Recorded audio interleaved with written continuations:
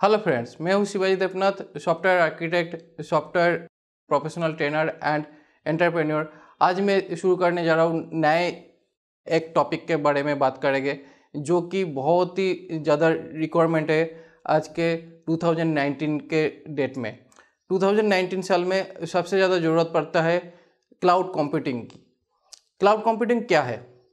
इसके बारे में अगर हम लोग बात करेंगे तो पहले क्लाउड कंप्यूटिंग के बारे में हम लोग बहुत कुछ सुने हैं, बट एक्चुअली क्लाउड कंप्यूटिंग किस तरह काम करते हैं, कैसे काम करते हैं, कहाँ कहाँ पे क्लाउड कंप्यूटिंग यूज़ होता है, ये सारे चीज़ को लेकर बहुत सारा मतलब दिमाग में क्वेश्चन रहा होगा बहुत सारे लोगों के दिल में। और जो लोग डेवलपर है, जो लोग डेवलपमेंट करते हैं, उन लोगों के लिए क्लाउड कंप्यूटिंग एक बहुत ही ज़्यादा सोचने वाली चीज़ है कि हम लोग तो डेवलपमेंट करते हैं बट सर्वर साइड के बारे में उतना ज़्यादा मालूम नहीं है। तो क्लाउड कंप्यूटिंग किस तरह इसको मैनेज करेंगे, कि उसके लिए क्या क्या टेक्नोलॉजी की जानने की ज़रूरत पड़ता है, क्या क्या नॉलेज होना चाहिए, कैसे क्लाउड कंप्यूटिंग है। तो ये सारे जो कन्फ्यूज़न है, ये सारे कन्फ्यूज़न को इसी वीडियो अगर आखिरी तक आप देखते तो आपको इस कन्फ्यूज़न दूर हो जाएगा। तो देखते रहिए मेरा ये वीडियो आखिरी तक। क्लाउड कंप्यूटिंग के बारे में हम लोग अगर जानना चाहते हैं तो क्लाउड कंप्यूटिंग सर्विस प्रोवाइडर जो है पहले है कि अमेजॉन, उसके बाद गूगल और तीसरा जो है माइक्रोसॉफ्ट। तो ये जो क्लाउड कंप्यूटिंग के बारे में हम लोग जो तीनों कंपनी का नाम मैंने किया हूँ, इसके अलावा भी बहुत सारा क्लाउड कंप्यूटिंग सर्विस प्रोवाइड करने वाला रहता है। बट हम लोगों को जानना पड़ेगा कि क्लाउड कंप्यूटिंग एक्चुअली है क्या। क्लाउड कंप्यूटिंग बेसिकली क्या होता है, हम लोग जो सिस्टम में यूज़ करते हैं उसी सेम टाइप का जो सिस्टम होता है वो सर्वर में दूसरी जगह पे मतलब होस्ट किया जाता है, वहाँ पे चलाया जाता है, जो शेयरिंग बेसिस में आपको दिया जाता है। आपके सॉफ्टवेयर जो आप बनाते हैं अपने लोकल सिस्टम में या अपने ऑफिस में, उसको आप होस्ट करते हैं रिमोट एरिया में, जहाँ पे क्या होता है आपका जो भी सॉफ्टवेयर जो रहता है दूसरे ऑनलाइन सिस्टम में आपका सॉफ्टवेयर चलता रहता है, और उसी सॉफ्टवेयर को यूज़ करके आपको सारा दुनिया में जितने भी जगह पे आपका जो बिजनेस चलेगा वो उसी कंप्यूटर से सारे जगह पे आपका बिजनेस फैलता है। तो इसका जो प्रोसेस है, थोड़ा बहुत शायद इसका जो प्रोसेस है आपको समझ आ गया है, बट ये क्लाउड कंप्यूटिंग जो है ये किस तरह काम कर रहा है इसको एक बार अच्छी तरह से समझते हैं। क्लाउड कंप्यूटिंग के लिए बेसिकली क्या होता है, हम लोग ज़्यादातर लिनक्स सर्वर यूज़ करते हैं। तो लिनक्स सर्वर बेसिकली क्या होता है, एक कॉमन लाइन सर्वर होता है जहाँ पे कोई भी यूज़र इंटरफेस रहता नहीं है। उसमें जितने भी हम लोगों को सेटअप करने की ज़रूरत पड़ता है वहाँ पे हम लोग डायरेक्टली कमांड लिख लिख के, उसमें लिनक्स का जो कमांड रहता है वो सारे कमांड लिख के हम लोग सर्वर को सेटअप करते हैं। उसमें जो चीज़ें हम लोगों को सेटअप करने की ज़रूरत पड़ता है, पहला जो चीज़ होता है उसमें एक अपाचे सर्वर जो बेसिकली सर्वर टूल होता है उसको पहले इंस्टॉल करना पड़ता है, या NGINX जो है NGINX सर्वर को इंस्टॉल करना पड़ता है। ये दो तरह का सर्वर एप्लीकेशन पहले इंस्टॉल करना पड़ता है। उसके बाद अगर आपको सॉफ्टवेयर जो इन्वायरमेंट है, अगर सॉफ्टवेयर PHP में बनाते हैं तो PHP इन्वायरमेंट आपको इंस्टॉल करना पड़ता है। अगर पाइथन आप सॉफ्टवेयर डेवलप किया तो पाइथन इन्वायरमेंट को इंस्टॉल करना पड़ता है, या नोड वाला इन्वायरमेंट अगर आप यूज़ करते हैं तो नोड इन्वायरमेंट को इंस्टॉल करना पड़ता है। जावा का अगर ऐप बनाते हैं तो जावा से चलता है। तो ये हुआ इन्वायरमेंट इंस्टॉलेशन, जो इससे क्या होता है आपका जो एप्लीकेशन बनने का जो लैंग्वेज है उसके हिसाब से आपका जो इन्वायरमेंट है प्रोग्रामिंग लैंग्वेज का, वो इन्वायरमेंट आप इसी लैंग्वेज के थ्रू आप अपना सॉफ्टवेयर को इंस्टॉल कर सकते हैं। उसके बाद थर्ड वाला प्रोसेस जो होता है उसमें आता है आपका डेटाबेस वाला पार्ट। तो डेटाबेस वाला पार्ट में दो तरह का डेटाबेस आज के डेट में चलते रहता है, एक है SQL डेटाबेस और दूसरा होता है NoSQL डेटाबेस। SQL जो डेटाबेस है, SQL डेटाबेस में बेसिकली आता है MySQL, SQL सर्वर और पोस्टग्रेस, बहुत तरह का ऐसे SQL सर्वर है। बट SQL सर्वर जो है ये एक्चुअली चलेगा आपका विंडोज सर्वर में, बट लिनक्स सर्वर में चलेगा नहीं। इसके अलावा जो MySQL मैंने बोला या पोस्टग्रेस जो बोला, ये दो SQL सर्वर वाला प्रोसेस आप अपने लिनक्स सर्वर में इंस्टॉल कर सकते हैं।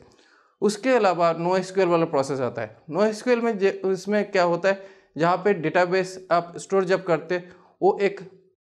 जेसन मोड में, जेसन फॉर्मेट में डेटा हार्ड डिस्क के अंदर सेव होते रहता है। और उसमें क्या होता है, कोई भी एसक्यूएल कोई एग्जीक्यूट नहीं होता है, वो डायरेक्टली आपका जेसन फॉर्मेट में डेटा उठा के वो डायरेक्टली वैसे ही फॉर्मेट में वो एक फाइल स्टोरेज में स्टोर हो जाता है, जिससे क्या होता है आपका जो डेटाबेस एक्सेसिंग का जो प्रोसेस है वो एसक्यूएल से बहुत ही ज़्यादा होता है। मतलब नो एसक्यूएल थोड़ा बहुत फास्ट होता है एसक्यूएल सर्वर से, बट एसक्यूएल सर्वर कभी कभी हम लोग जब यूज़र ऑथेंटिकेशन या दूसरा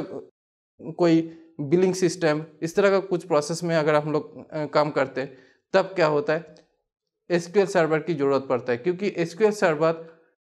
नो एसक्यूएल सर्वर से ज़्यादा सिक्योर होता है। तो इसी वजह से कुछ डेटाबेस का एडवांटेज है, कुछ डेटाबेस का डिसएडवांटेज है। बट अगर आपका बड़ा फाइल है, बड़ा डेटा है, तब उस टाइम पे आप नो एसक्यूएल वाला डेटाबेस वाला पार्ट यूज़ कर सकते हैं, जिससे क्या होता है आपका जो डेटा का जो ऑप्टिमाइजेशन प्रोसेस है ये बहुत ही ज़्यादा बढ़ जाता है एज ए डेटाबेस पर्सपेक्टिव में। और यहाँ पे किसी भी तरह का अगर आप सॉफ्टवेयर एप्लीकेशन बनाने के लिए किसी भी तरह का सॉफ्टवेयर लैंग्वेज यूज़ किया है, जैसे कि PHP हो सकता है, जावा हो सकता है, पाइथन हो सकता है, Node.js हो सकता है, जो भी आप प्लेटफॉर्म यूज़ किए हैं उस तरह का प्लेटफॉर्म को पहले इंस्टॉल करके उसके बाद आपका जो सॉफ्टवेयर है वो आपको सर्वर में डालना पड़ता है। और उस सर्वर में डालने के बाद अगर आपका सर्वर लाइव हो जाता है तो उसमें से आपका जो एप्लीकेशन है वो एप्लीकेशन लाइव होके आपके जो डोमेन नेम होता है उस डोमेन नेम को कॉन्फ़िगर करना पड़ता है आपके सर्वर की IP के साथ। अभी आपका जो सर्वर होता है ये सर्वर को ज़्यादातर बोलते हैं कि इंस्टेंस। तो इंस्टेंस बेसिकली क्या होता है, वहाँ पे एक बेसिकली एक बड़ा सा सर्वर रहता है जहाँ पे बहुत ज़्यादा मेमोरी स्पेस, बहुत ज़्यादा हार्डवेयर स्पेस, बहुत कुछ रहता है। उसको थोड़ा सा एक एलोकेट करके आपके लिए दिया जाता है, जिसको बोलते हैं VPS। VPS मतलब होता है कि वर्चुअल प्राइवेट सर्वर, जिसमें क्या होता है उसमें आपका पूरा कंट्रोल रहता है। उसका जो डेटा होता है वो डेटा दूसरा कोई देख नहीं सकता है, दूसरा कोई यूज़ नहीं कर सकता है, वो सिर्फ आपके लिए पूरा सिक्योर डेटा रहता है। तो इसमें क्या होता है आपका जो बिजनेस है ये कम्प्लीटली सिक्योर रहता है आपके साथ ही। अगर आप वो डेटा आप खुद मेंटेन करते तो उसका किसी भी तरह का डेटा दूसरा कोई देख नहीं सकता, दूसरा कोई यूज़ नहीं कर सकता। तो इसी तरह क्या होता है ये जो VPS है आपका प्राइवेट वाला पार्ट हो जाता है, जो अपने जगह पे नहीं रख के आप दूसरे एक जगह पे आप रखते हो। उसके साथ आपको क्या होता है कुछ ऑथेंटिकेशन वाला पार्ट आपको मेंटेन करना पड़ता है, जहाँ पे आपको सिक्योरिटी की मिलता है और उसमें कुछ सिक्योरिटी ऑथेंटिकेशंस आपको डाल के उसमें लॉगिन करके आपका सर्वर के साथ कम्युनिकेट करना पड़ता है, जिससे क्या होता है आपका जो डेटाबेस हो, डिज़ाइन हो या सॉफ्टवेयर हो वो आप पूरी तरह से इसमें मेंटेन कर सकते हैं। और ये अपना पूरी तरह से प्राइवेट एक्सेस रहता है, जहाँ पे किसी तरह का हैकिंग या कोई भी तरह का प्रॉब्लम अगर हो तो वो कम्प्लीटली आपका ही रिस्पॉन्सिबिलिटी रहता है, उसमें दूसरा कोई रिस्पॉन्सिबिलिटी रहता नहीं है, क्योंकि उसमें आपके अलावा दूसरे किसी का एक्सेस होता नहीं है। बट अगर बेसिकली हैकर लोगों का जो काम रहता है ज़्यादातर वो लोग हैकिंग करने की कोशिश करेगा ही आपके सर्वर को। लेकिन क्या होता है अगर आपका डेवलपर जो है, आपका जो सर्वर एडमिनिस्ट्रेटर जो है वो अगर बढ़िया से आपका सर्वर मैनेज कर सकते हैं तो डेफिनेटली आपका सर्वर कम्प्लीटली सिक्योर रहता है और उसमें किसी तरह का हैकिंग का चांसेस नहीं रहता है। लेकिन और ये जो हैकिंग वाला इशू अगर नहीं होगा तो वो डेफिनेटली आपके लिए क्लाउड कंप्यूटिंग आपका बेहतर सॉल्यूशंस प्रोवाइड करता है। और क्लाउड कंप्यूटिंग इसके अलावा भी बहुत तरह का सर्विसेज प्रोवाइड करता है, जैसे कि अगर आपको बल्क मेल सेंड करना पड़े आपके सर्वर से, तो उस टाइम पे क्या होता है आप अपने जो सर्वर है, जो मेन सर्वर है, उस सर्वर को आपको बिजी मतलब उससे अगर आप मेल सेंड करते रहोगे तो क्या होगा उसमें कुछ प्रोसेस चलेगा, जिससे क्या होगा आपका जो मतलब पेज दूसरे मशीन में जब खुल रहा है तो उसमें बहुत तरह का रिक्वेस्ट आता है, तो वो रिक्वेस्ट जल्दी से सर्व नहीं कर पाता है जब वो ईमेल सर्विस चलते रहता है। तो उस ईमेल सर्विस के लिए अलग से सर्वर आप लेके उसमें ईमेल सेटअप को बना के उससे आप ईमेल सेंड कर सकते हो, जिससे क्या होगा आपका मेन जो सर्वर है वो ओनली आपका एप्लीकेशन डेटा प्रोवाइड करेगा। एप्लीकेशन का जो व्यू है, अपना एप्लीकेशन का जो स्क्रीन से वो खोलेगा, उसमें मेन ट्रैफिक आएगा और उसके साथ अगर आपको ट्रैफिक को जोड़ के रख के उसमें ईमेल कैंपेन और ईमेल मार्केटिंग का जो प्रोसेस है अगर करना चाहते हो तो उसके लिए दूसरा सर्वर प्रोसेस आपको ये क्लाउड होस्टिंग से ही मिल जाता है। उसके बाद क्या होता है, अगर आपको किसी तरह का SMS सर्विस या दूसरा किसी तरह का सर्विस अगर आप लेना चाहते हैं तो ये पे भी आप इस तरह का प्रोसेस को इनबिल्ट करके ये भी आप काम कर सकते हो इस प्रोसेस में। तो इसी तरह क्लाउड कंप्यूटिंग का जो प्रोसेस है, क्लाउड कंप्यूटिंग एक बहुत बड़ा टॉपिक है, इसको इतने में मैं ज़्यादा कुछ बोल नहीं सकता, बट जितना भी मैंने बोला हूँ ये बेसिकली क्लाउड कंप्यूटिंग का एक फीचर्स होता है।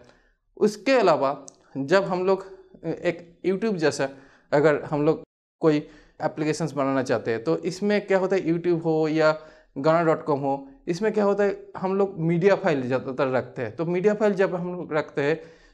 मैंने जब पहले बोला था कि एक इंस्टेंस सर्वर जब VPS सर्वर क्रिएट करते हैं तो VPS सर्वर बेसिकली क्या होता है, उसमें आपका मेन जो एप्लीकेशन है वो मेन एप्लीकेशन उसमें स्टोर होता है। बट मेन एप्लीकेशन के साथ अगर आप फाइल और मीडिया फाइल अगर आप स्टोर कर देते हो उस सर्वर में तो क्या होगा, आपका जो सर्वर का जो परफॉर्मेंस है वो काफ़ी गुना स्लो हो जाता है। तो इसलिए आपको वो जो मीडिया वाला फाइल जो होता है वो दूसरे जगह पे रखना चाहिए, जहाँ पे क्या होगा आपका जो मीडिया वाला फाइल है उस स्टोरेज डिवाइस से आपका एक्सेस करके आपका जो मेन जो एप्लीकेशन है वो एलोकेट करके अपना काम करते रहता है। तो इससे क्या होता है, आपका मेन एप्लीकेशन स्लो नहीं होता है और जहाँ पे आपका मीडिया फाइल है वो मीडिया फाइल भी कम्युनिकेट कर रहा है आपके एप्लीकेशन के साथ। तो इससे क्या होता है, एक डिस्ट्रीब्यूटेड प्रोसेस बना के क्लाउड कंप्यूटिंग एक बड़ा सा चीज़ है जिसको एक साथ में मिला के एक सॉल्यूशन बनता है, जिस सॉल्यूशंस को यूज़ करके अगर आप एक बड़ा सा सॉफ्टवेयर डेवलपमेंट करते हो अपने क्लाइंट के लिए या अपने खुद के लिए या अपने बिजनेस के लिए, तो आपका डेफिनेटली क्लाउड सॉल्यूशन जो है, क्लाउड कंप्यूटिंग की जो सॉल्यूशन है, ये सॉल्यूशन आपको ज़रूरत पड़ता है आपके काम के लिए, आपका बड़ा काम के लिए। और इसी बात से मतलब ये जो चीज़ है मैंने जो बोला, ये सारे चीज़ को एक साथ में करके ही हम लोग क्लाउड कंप्यूटिंग कर सकते हैं। तो जो भी है मेरे ख्याल से मैं बहुत कुछ बोल दिया हूँ, अभी वीडियो थोड़ा लंबा हो गया, तो अभी हम लोग ख़त्म करते हैं इस वीडियो को। मिलते हैं नेक्स्ट वीडियो में, और मेरे साथ जुड़े रहने के लिए और मेरा ये पूरा वीडियो देखने के लिए आप लोगों को धन्यवाद। और ज़रूर एक काम करिएगा, मेरे ये जो वीडियो है लाइक करिए, सब्सक्राइब करिए और घंटी का जो आइकन है वो दबा दीजिए नोटिफिकेशन मिलने के लिए। तो चलते हैं, नेक्स्ट वीडियो में मिलते हैं।